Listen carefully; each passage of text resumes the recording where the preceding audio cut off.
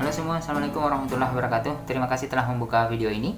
Dan bagi teman-teman yang ingin terus mendukung channel ini, silahkan di subscribe agar kita bisa lebih banyak saling berbagi manfaat.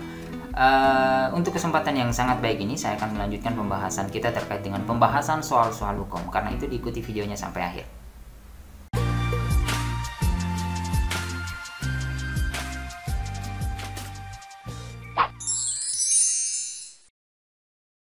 Oke baik, bismillah, kita melanjutkan pembahasan kita yang kemarin di seri pertama. Sekarang seri kedua, pembahasan soal hukum D3 Farmasi.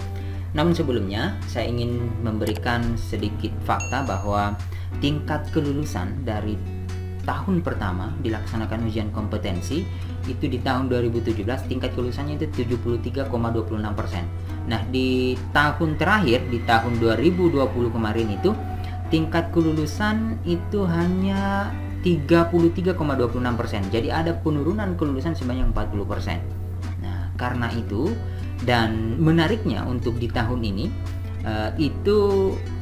ini juga menjadi tantangan ya, bahwa teman-teman itu istilahnya exit exam. Jadi kalau tidak lulus ujian kompetensi berarti tidak bisa mendapatkan sertifikat kompetensi itu. Karena itu teman-teman harus memang betul-betul mempersiapkan dari awal, memang betul-betul harus belajar lebih lagi. Oke, tanpa berlama-lama kita melanjutkan pembahasan yang kemarin. Kita di soal nomor 6 yang sekarang. Oke, di soal nomor 6 ini soalnya sebagai berikut. Jadi ada apoteker di rumah sakit meminta tolong kepada tenaga teknis kefarmasian untuk melihat jenis antibiotik ya yang digunakan oleh seorang pasien rawat inap di rumah sakit yang didiagnosis oleh dokter menderita infeksi saluran nafas bawah. Jadi pasien yang menderita infeksi, dokter meresepkan ceftriaxone injeksi ya. Yang ditanyakan apa golongan dari obat tersebut. Jadi apa golongan ceftriaxone injeksi ini? Golongannya udah tahu bahwa antibiotik. Tapi antibiotik apa? Karena kan antibiotik itu dibagi berbagai golongan gitu kan. Nah, golongannya golongan apa kira-kira teman-teman? Quinolone, macrolida, cefalosporin, sulfonamid atau aminoglikosida? Ya, jawabannya adalah betul, cefalosporin. Nah, untuk penjelasannya teman-teman sebenarnya bisa melihat di channel saya juga ini, itu sudah ada pembahasan tentang antibiotik di sana. Jadi kalau teman-teman mau belajar lebih jauh tentang antibiotik, silahkan dibuka videonya. Nah, saya itu lebih asik membagi antibiotik itu berdasarkan berdasarkan mekanisme kerjanya. Salah satunya adalah terhadap penghambat pembentukan dinding sel itu. Ada yang menghambat pembentukan protein dan ada menghambat sintesis folatnya ya kan.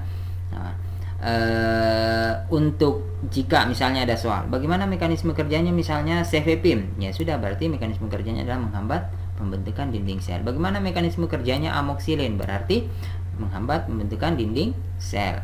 Bagaimana mekanisme kerjanya antibiotik golongan beta-lactam, berarti menghambat dinding sel. Apa contoh-contoh obat golongan antibiotik beta-lactam? Penisilin, cefalosporin, carbapenem, monobactam. Jadi dari sini sebenarnya bisa dikembangkan banyak soal. Nah, jadi teman-teman mengetahui bahwa ternyata antibiotik beta-lactam itu ada penisilin, cefalosporin, carbapenem, monobactam. Kemudian cefalosporin itu ada dibagi lagi ternyata generasi 1, 2, 3 dan generasi 4. Nah, sesuai dengan pertanyaan di soal nomor 6 tadi bahwa yang ditanyakan adalah ceftriaxone. Yang ditanyakan adalah ceftriaxone. Berarti golongannya adalah golongan cefalosporin. Nah, seperti itu. Tepatnya adalah cefalosporin generasi 3. Lalu kenapa ada yang saya merah-merahin ini? Yang saya merah-merahin ini adalah contoh-contoh yang paling sering muncul. Jadi lihat-lihat saja. Jadi yang paling sering digunakan di praktek-praktek seperti itu di rumah sakit, di fasilitas kesehatan tingkat pertama, seperti itu. Ini yang paling banyak digunakan ya di dalam prakteknya. Misalnya cefadroxil di generasi 1, cefaclor, ceforexim, cefixim, cefotaxim. Jadi lihat-lihat saja, karena soal hukum itu lebih banyak soal-soalnya adalah soal-soal praktek seperti itu. Jadi yang paling sering dilakukan, dan memang ini soalnya real, soal-soal hukum adalah soal-soal real yang nyatanya di lapangan. Nah, jadi makanya saya meng-highlight yang paling sering biasanya digunakan. Oke. Selanjutnya kita ke soal nomor 7. Nah, soal nomor 7. Pasien datang ke poli rawat jalan untuk melakukan pemeriksaan diabetes mellitus. Ya, pemeriksaan diabetes mellitus yang telah dideritanya selama 10 tahun. Dokter kemudian meresepkan obat yang namanya adalah sitagliptin. Nah, yang ditanyakan apa nama golongan obat tersebut. Jadi golongannya yang ditanyakan adalah golongan. Golongan apa kira-kira teman-teman? Ada yang bisa menjawab? Golongan biguanid kah, sulfonylurea, DPP-4 inhibitor, thiazolin indian, atau alpha glucosidase inhibitor? Jawaban yang betul adalah DPP-4 inhibitor. Nah, jadi kalau ada gliptin terakhirnya berarti itu adalah golongan DPP-4 inhibitor. Ya, itu aja kuncinya. Apa misalnya sitagliptin, saxagliptin, vildagliptin, kemudian alogliptin, ya, jadi banyak lagi contoh-contoh yang lain. Yang menjadi penandanya adalah ada gliptin terakhirnya. Kalau gliptin terakhirnya berarti adalah DPP-4 inhibitor. Nah, sekali lagi untuk obat-obat itu saya lebih suka membaginya berdasarkan mekanisme kerjanya agar kita ini bisa lebih nyaman untuk belajarnya dan langsung mengetahui mekanisme kerja obat itu. Jadi misalnya tentu obat diabetes ada insulin dengan yang saya golongkan obat diabetes tipe 2 ya, obat diabetes tipe 2. Walaupun insulin ini sebenarnya bisa juga digunakan untuk orang diabetes tipe 2, tapi yang umumnya dipakai orang-orang diabetes tipe 2 adalah golongan obat-obat yang ini.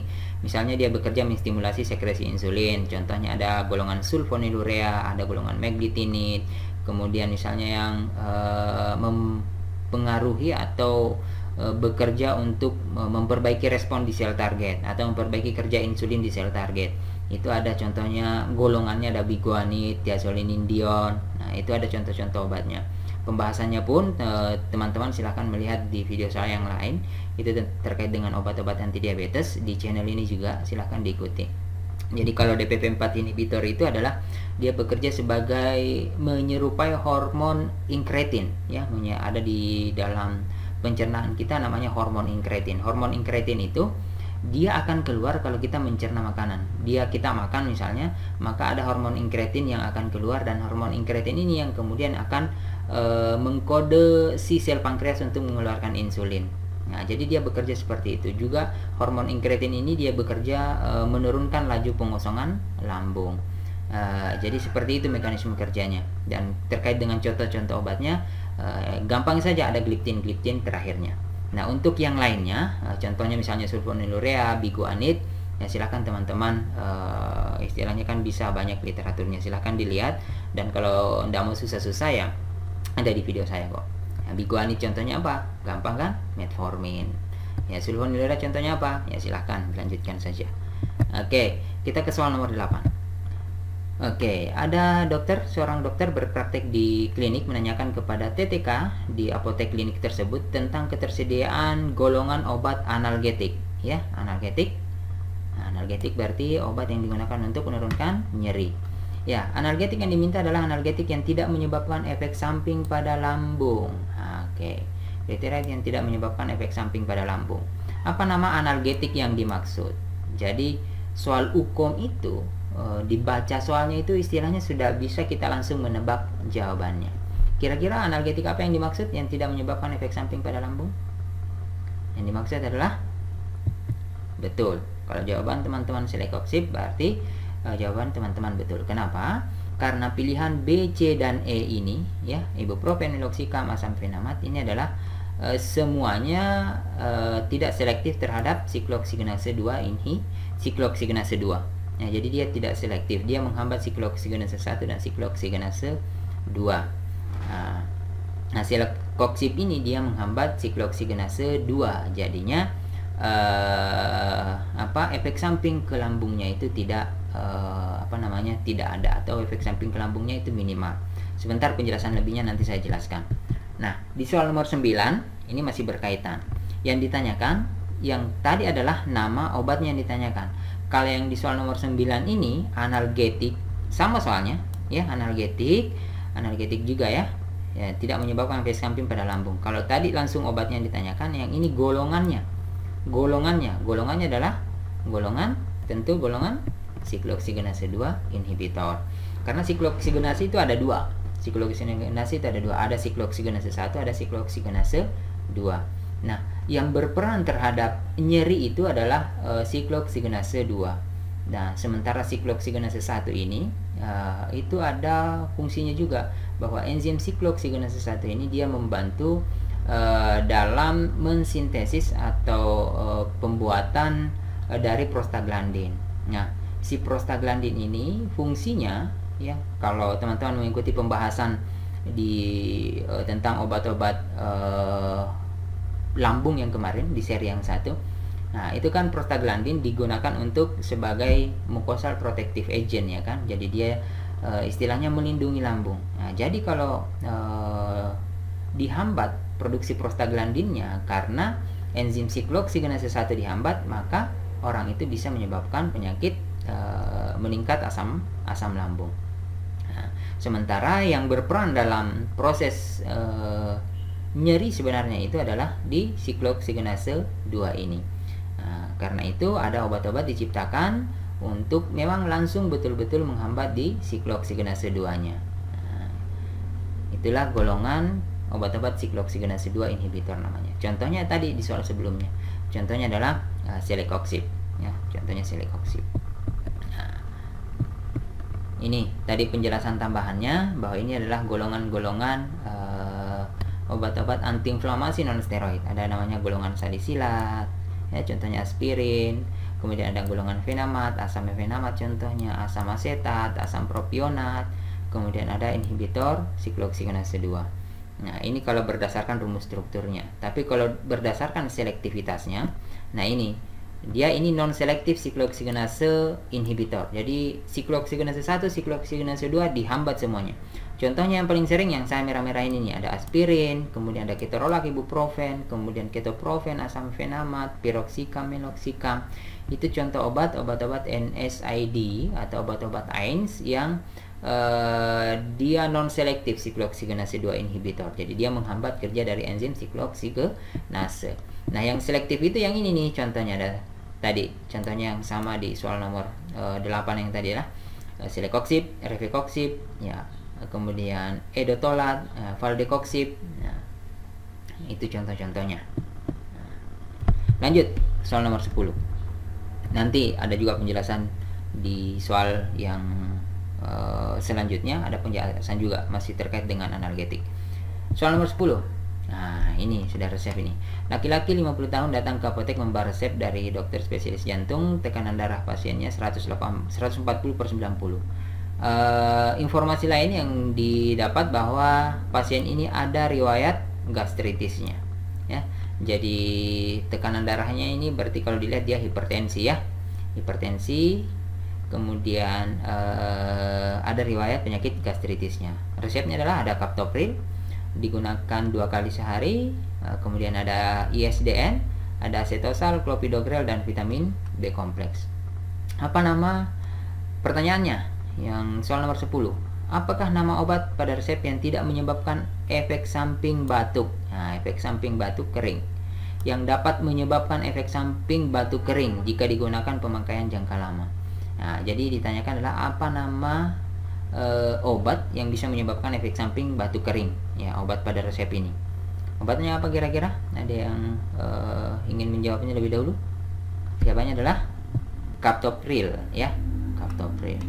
Jawabannya adalah captopril. Jadi golongan captopril ini adalah golongan AC inhibitor. Bagaimana penjelasannya?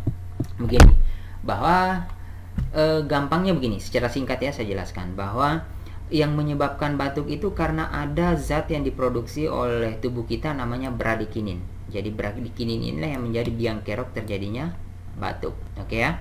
Nah, itu dulu pemahaman yang pertama.